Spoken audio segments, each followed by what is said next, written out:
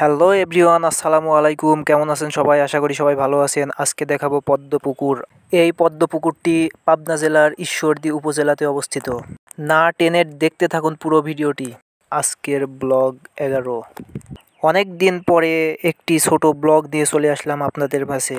আজকে যে পদ্মপুকুরটি দেখতে পাচ্ছেন, এটা পাবনা জেলার ঈশ্বরদী উপজেলাতে অবস্থিত। ঈশ্বরদী উপজেলাতে এমন একটি পদ্মপুকুর আছে, আপনারা হয়তো কেউ জানেন না। আপনারাও মিস করবেন না, আশা করি পদ্মপুকুরটি দেখে আসবেন।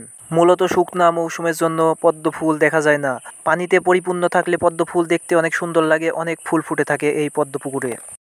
এর মধ্যে দেখছি আমাদের ছোট ভাই চলে গেছে পদ্ম ফুলের বীজ সংগ্রহ করতে। অনেক দিনের ইচ্ছা ছিল সামনাসামনি পদ্মপুকুর দেখার। চাচাতো ভাই রুহুল আমিনকে নিয়ে চলে আসলাম এই পদ্মপুকুরটি দেখার জন্য। মাশাআল্লাহ, অনেক সুন্দর লাগছে এই পদ্মপুকুরটি। এই পদ্মপুকুরটি মূলত 2 বিঘা জমির উপরে অবস্থিত। অসাধারণ। ঈশ্বরদীর ভিতরে একখণ্ড পদ্মপুকুর।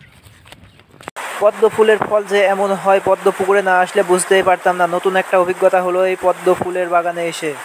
মাশাআল্লাহ, আল্লাহর সৃষ্টি অনেক সুন্দর।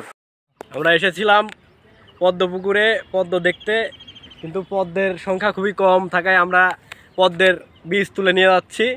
এই যে কাঁচাগুলো খাওয়া যায়, আর এই যে পাকাগুলো আমরা এগুলো থেকে গাছ তৈরি করার চেষ্টা করবো বাড়ি গিয়ে। অসাধারণ অসাধারণ। কাঁচাগুলোর যা টেস্ট সেই।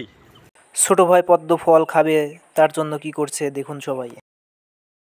ছোট ভাই রুহুল আমিন অনেক খোঁজাখুঁজির পরে কিছু পদ্ম ফুলের বীজ সংরক্ষণ করতে পারছে। পদ্ম ফুলের বীজ কখন লাগালে ভালো হয় আপনারা কমেন্ট করুন। পদ্ম ফুলের বিচি। নতুন নতুন ভিডিও পেতে পেজটি লাইক, ফলো, কমেন্ট, শেয়ার করে সাথেই থাকুন। ধন্যবাদ।